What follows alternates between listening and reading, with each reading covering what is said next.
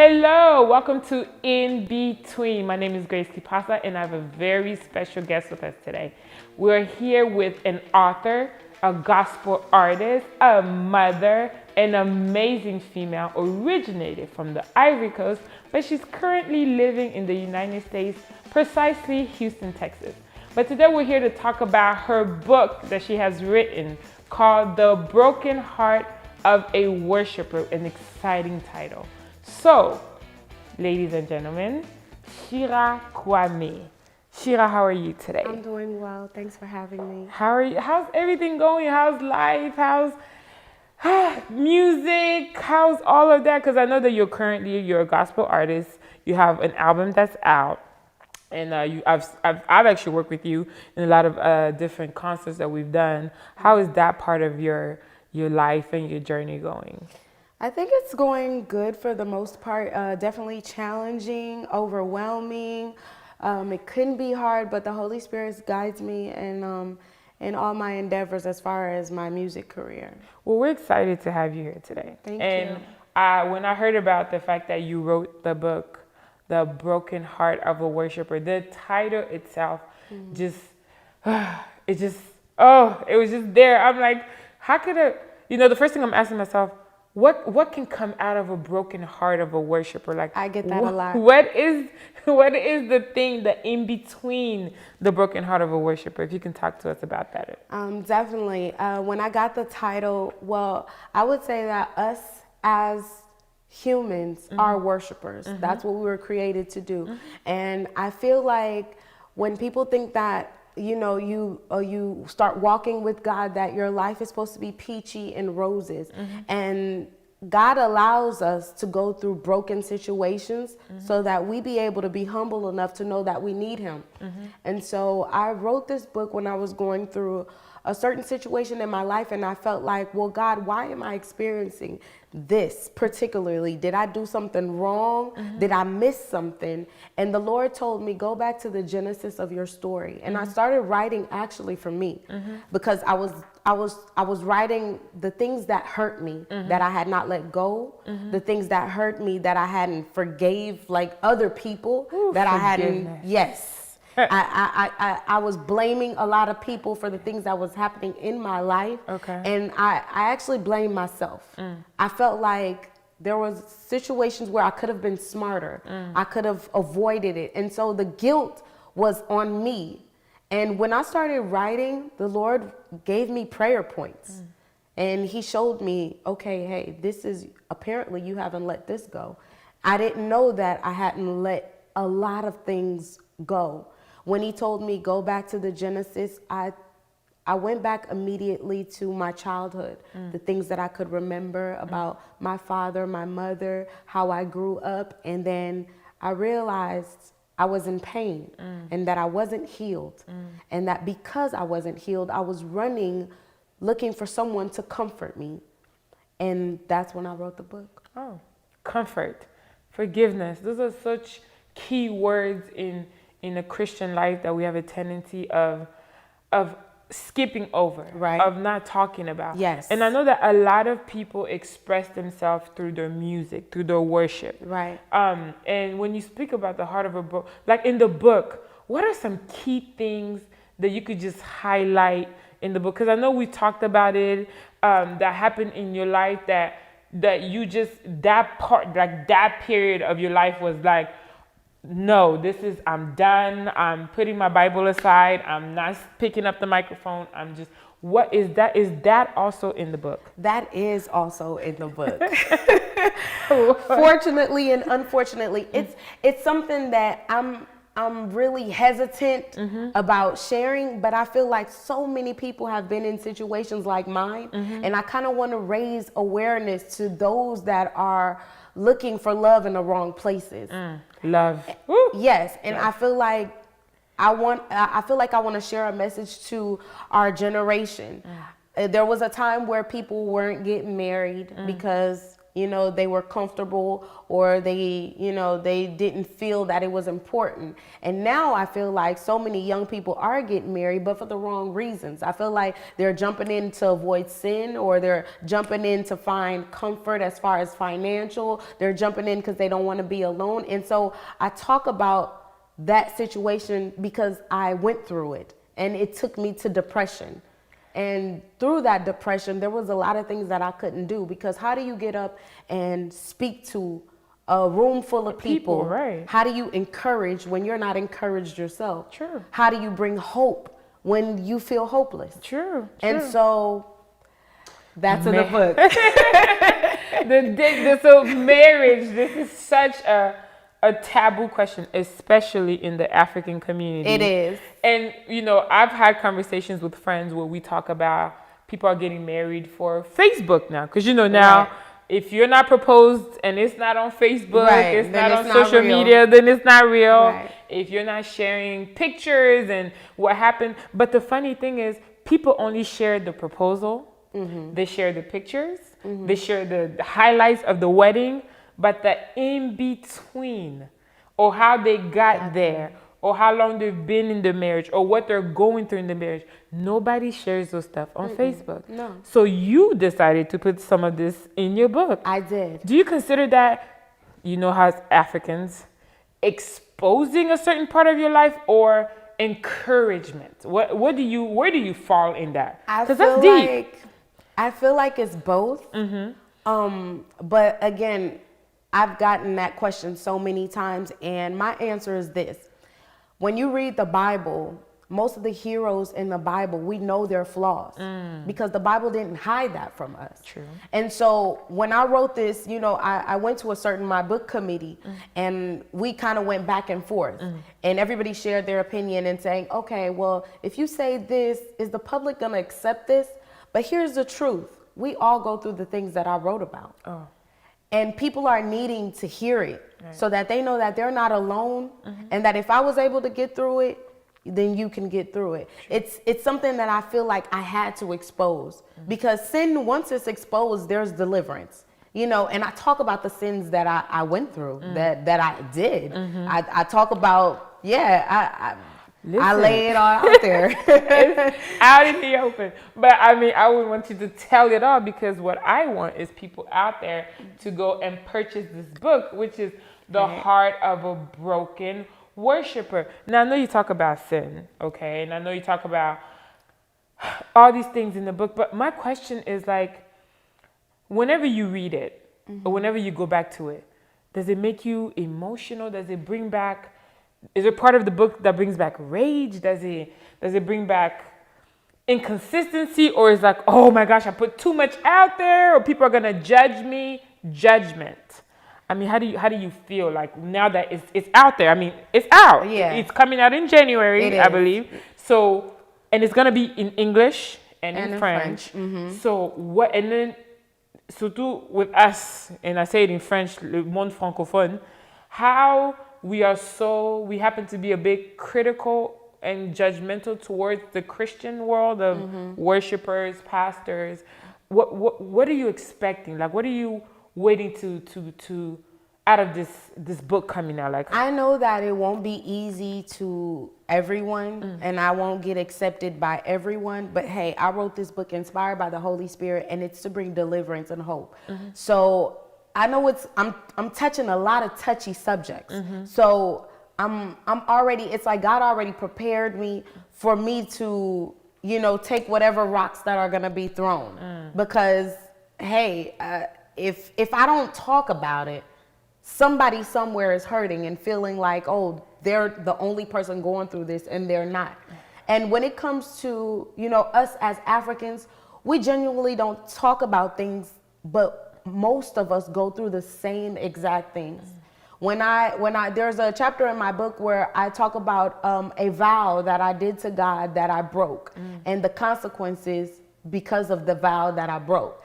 And when I talked about it with a friend, he's like, well, when it comes to sin, God is a forgiving God, and it's just things that we talk about, and we do it secretly.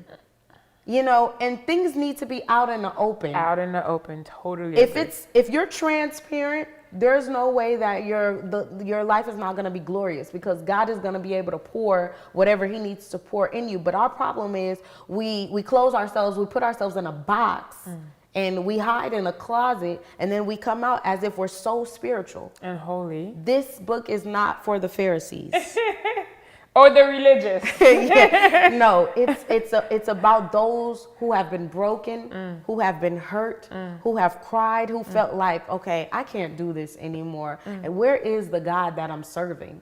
Where is this person that is supposed to pick me up when I'm down? This is a book for people like this. Good. That is good. Now, throughout the journey of your life, you know, you are, of course, it speaks about marriage, which you were married, and then it talks about you have 2 wonderful, beautiful kids that I've seen, and it talks about those, but being a young mother, a gospel artist, trying to succeed in this world. Right. Of course, as Christians, we count on the Holy Spirit, but at the same time, here in the U.S., there's a lot of struggles that come with trying to be somebody, achieving something. What are some of the struggles that you went through, even to write the book, or to put your album out there, or to go through that dark time that you went through? It could be in your marriage or raising your kids. Like, what are some things, some real struggles that you've went through that it could be in the book, or it could just be things that you remember that you could just give us a little insight, because I'm really excited to read the book. Well, I went to a lot of financial struggles because, like you said, it's hard to maintain your regular life all the while. Like, you're going to work, taking care of home. You're supposed to be putting out, because this is what God does. He gives you projects and doesn't know how. He doesn't give you the how. No. He doesn't give you the what you're supposed to do. Hey, he's giving you the finish line, and you have to take those steps. Yeah. Sometimes he'll give you instructions, but you have to step out on faith. And so I was having a hard time, like, working. There came a time where I told God, well, if you want me to do this, where is the money to do this? Where's the provision? Because at one point in time, my mom's like, okay, you know what?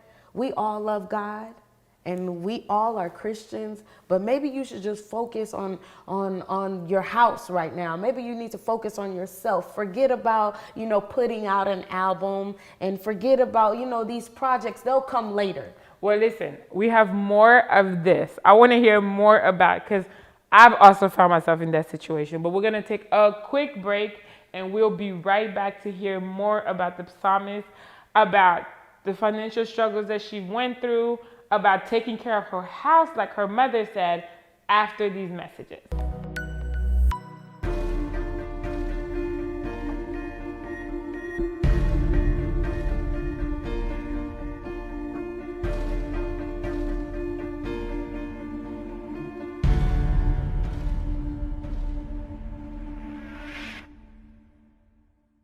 We're back with In Between, and we're talking about the struggle, the financial struggle.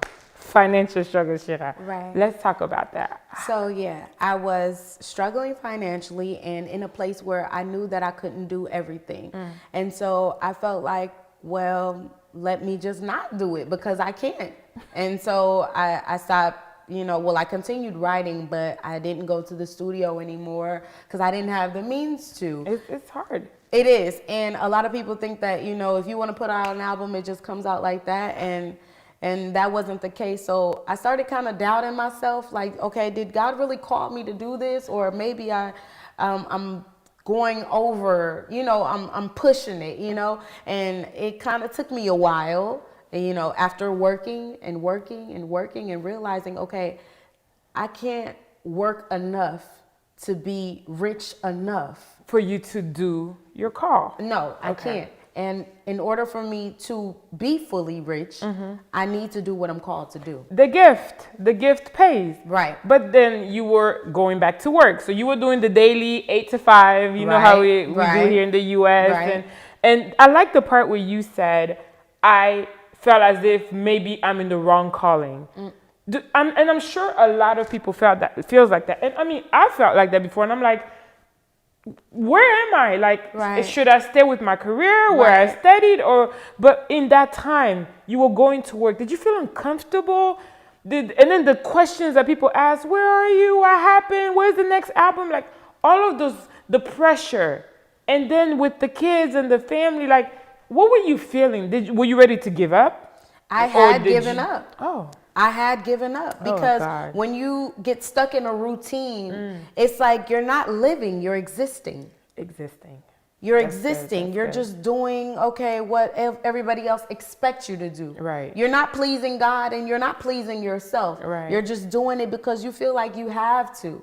And I honestly can't tell you how long it took me to get out of that. Oh, wow. Because I felt like, okay, my family, they're like, okay, well, you're going to school, you're working. Why do you feel like you have to, go the extra mile and put out an album and do this? Why can't you just focus on this and just be regular, Family. You said your mom was telling you that, oh, you have to let this thing go or focus on your family because they're not really seeing the fruits Right. of your hard work. They're not seeing it yet. And how did you deal with that? How do you deal with those It was kind hard. It was hard. I mean, it's understandable because people that love you want to see you make it, but the thing is they want to see it right away. Right. And the longer the process takes, then they kind of, start to become doubt it. impatient? Very impatient. Yes. And so that's what made me actually stop believing in myself. Oh, wow. It made me stop believing in myself because I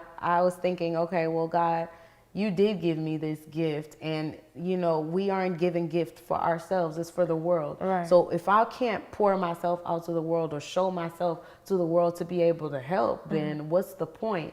And so my family played a major role up until the Lord had to speak to me personally by saying, okay, he didn't give the vision to my parents. That's right. He didn't give the vision to my brothers or sisters. He didn't give the vision to those around me. Right. He gave it to me, and it's up to me to believe it so that I'll be able to help them later. But the belief, Shira, that word believe, it sounds tough. good to say it, but tough. how do you believe when you wake up in the morning and your bank It's account tough. is empty and you're struggling and you don't know what to do? You can't find, like, there's always something. Like, how do you believe? Always. And I tell you that there's nothing that I could really say. You know how the Bible says, believing is about seeing what you can't see or what you don't see. Yeah. That manifested in my life because I go to church and I'm ministering and I come home and there's always a problem. Well, what about the fact that not only there's a problem, but while you're ministering, there's people who come to you and say, I was so blessed by you. Right. God did this for me. God did that for me. And you're then looking. you're thinking about, well, what about me? But those moments actually encourage me. Okay. Because I realize, okay, he definitely called me. Okay. And if my voice, he's using my voice to bless someone, why wouldn't he use my own voice to bless me? So those were moments that did encourage me, but it's tough because the more times you fall, the more times you get back up, and then you fall again, and then you doubt again, and then you're back to your closet praying and crying out. But it's in those desperate times that God reveals himself To you. It's like when you least expect it, when you're most broken, That's when when you he feel comes. like, okay, well, you know what, I can't. And I think that's when every time that the Lord spoke to me in a vivid way was when I felt like I couldn't go on anymore. That's it's just like, right. okay, Lord, I know that you are God. I know that you exist, but I can't do this. Alone. I can't. No. It's like I feel like my strength is gone. All of it. And then there were times where I finished praying and all of a sudden I feel strength. And it's not what I wanted. No. I wanted a answered prayer, but then Right. he gives me strength and then I know that I can continue. And I thank God because I look at my past and I look at where I was and how easily I used to fall, and I thank him for maturity. Good. Oh, that's a good word. Maturity. So we're going to talk about what you want people to retain. Like, in this book, you talked about finance, you talked about family, disappointments, discouragement, but we want to know what people should retain from this.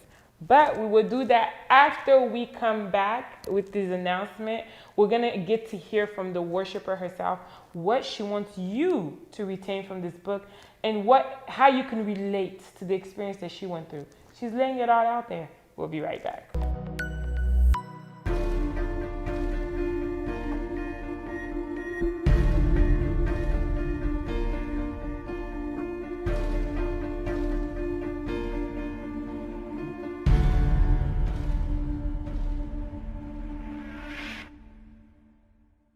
And we're back with the final stage of In Between with the psalmist Shira, and we'll continue with the topic of the broken heart of a worshiper.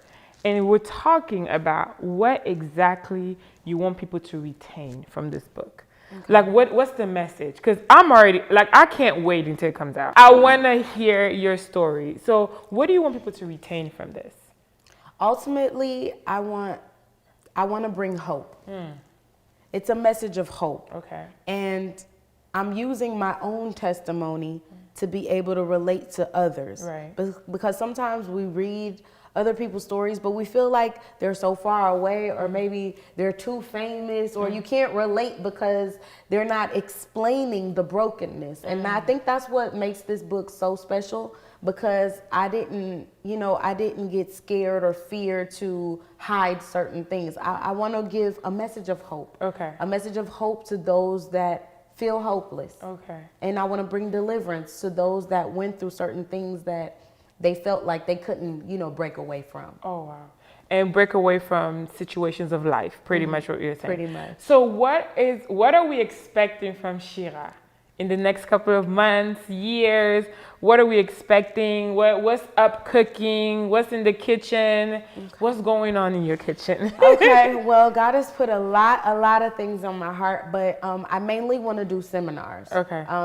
2019, I'm going to focus on women's seminars and youth seminars. Okay. Because I feel like God has given me a message for the youth, for our generation, and I feel like we have to talk about it. Yeah. And so I'm working with different young preachers here in America, and also those abroad in Africa, so that we be able to, organize certain movements to be able to speak to our generation. Which is good, being that you're bilingual. Yes. So we're expecting to see you on Ivory Coast.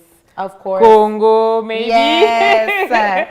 To do featurings with, different types of artists and different types of conference. And I'm really glad that you mentioned about women and how we need to impact, because today's generation, especially as Christian, I feel as if we're struggling. We are. And we're struggling to still find our identity in the world that is so developed.